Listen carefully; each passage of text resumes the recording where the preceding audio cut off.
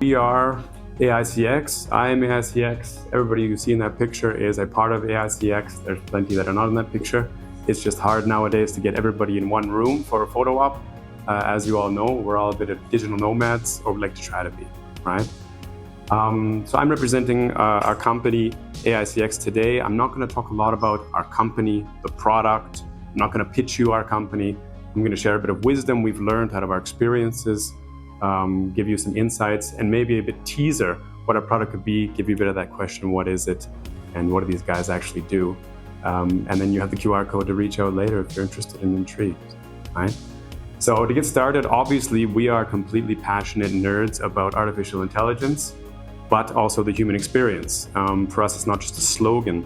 It's about finding a sustainable way to intertwine artificial intelligence in the workforce of our clients, of our customers, and bring value to their work life, and that in turn brings value to their private life, as these things now bleed into your private personal life, as we know. Good, a bit on that. So I'm going to start off not by talking about who we are as a company. I'll talk about actually a bit of the challenge we've had over, I'd say, the last 6 months to a year, where that challenge turned into our biggest spearhead innovation and actually helped us spearhead into becoming a solutions company, developing solutions for our partners, not only passing on credible solutions to our customers, but bringing in some more added value in AI to companies that we consult, right? So that problem was actually, you see humans here on the right. Yeah, I tried to use only pictures for you guys. You see the adoption and the acceptance of AI still remains a problem to this day. And we're not talking about legalities. This is an issue all in itself. We all deal with that. We're talking about the actual humans, the actual people that we're expecting to interact with AI. We are a unique few. It's becoming more, but we are not the majority. What you may think, the majority is adopting AI, using AI, knows anything about it. There is still a high level of shame when it comes to AI usage, AI adoption. What can it do? What am I allowed to do? What does it know about me? There is a huge limitation. And I'm talking on the corporate sense. For the employees of companies, this is a huge damaging effect for the innovation of that company.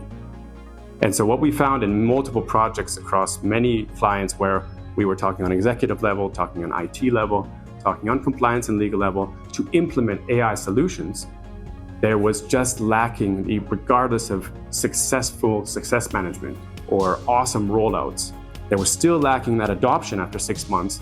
There was lacking that acceptance, and all this naysayerism was still existing. And so we looked at that. What are we looking at? And we looked at the problem to find the solution for our customers and found it for ourselves. What you see here is 1 + 1 is not equal to 1 + 1 equals infinite possibilities. What is that? That is the human to human factor. That is us interacting with each other.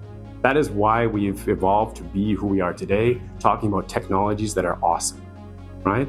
That's the beauty of two people coming together, multiple groups coming together, and there being knowledge, insightfulness, and above all, chemistry between these people. You can consider that the plus between the ones, which are us, right? Now on the right side, you see what AI or technology, you could even say this is software. It does not equal infinite possibilities. It does not equal infinite productivity, even though that is this reason we have processes, automation, softwares, and AI to increase productivity. But why does it not? Because of adoption. And why is that adoption missing, right? So we looked at why this is not equal to, actually should be better than human-to-human interaction. It should excel us and elevate us above this. Yeah? So we looked at that, and we identified these elements that are missing when we technically and productively push a product in at a client or one of our own products or one of our partners, and the elements of chemistry, seamless communication, yeah, and not to be underestimated and is highly controversial, which is humanized interfaces. This is something we're very passionate about. We will die on this island talking about this for days, and this in the form of the AI agents that represent AI toolings and AI systems and processes in every single form to your customers, right? And to their employees. Yeah? So this is the one effect that you have that the human factor only has, which we have to create now with AI so that people begin to adopt it. Not the people like us who will travel here, climb 33 floors, or log into an online platform in order to see a presentation like this. For the people that are sitting there going, it's not for me, or I don't feel safe, which is even the worst case. And we need to alleviate these fears and foster the belief that this is possible with AI. And we found a way to do that to our extent. We've seen great success with customers until now. And to get a bit of how we do that, now I get to what we are as a company. So aicx started out and quickly developed beyond as an AI strategy consultancy company. Through networks and great colleagues that you've seen in many pictures here today, we were able to touch many companies, new companies, companies we knew, companies that approached us, and all of their employees in rolling out very useful value chain and corporate function-driven AI solutions. And then we started developing our own solutions. And then we started rolling out all these solutions and not being successful. And because we were always focusing only on the main selling points for a company consulting in AI, which was ethical, compliant, sustainable solutions. You say those three words, you're in the door. And it's true. You have to walk the walk when it comes to these terms, when you're talking about AI strategies. But when you go down to the human level and move away from the organizational level for a minute, you have to talk about evolving AIs. You have to talk about humanizing the AI so that people feel an affinity to communicating with this AI. They're not going to create a cat with lederhosen if they see an image generation model in front of them. They know the capabilities. And the same is for text generation, the same is for process automation, the same is for softwares that include AI in their processes, right? And so you need to specialize them for that customer.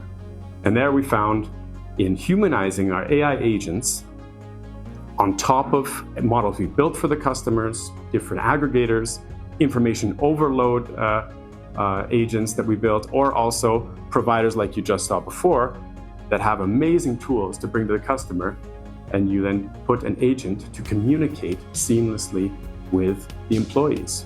And it makes it so there's no barrier. You're not sitting in front of a prompt window. You can interact with this AI tool or agent no matter where you are. You're on your phone, you're chatting, you're emailing. You want a video real-time avatar that you can talk to.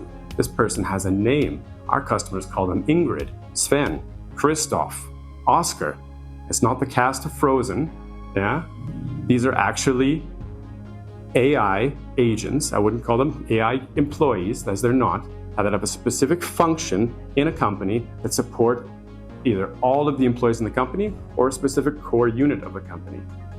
And they're huge enhancements for the efficiency and communication between colleagues.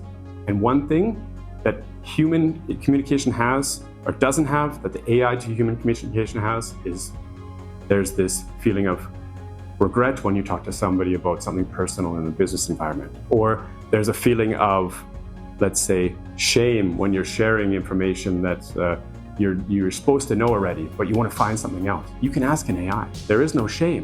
The AI is not offended. The AI is only personal on the level of what you tell it, but it can remember what you tell it and tailor the answers to you, and it can become personable. And that's our goal.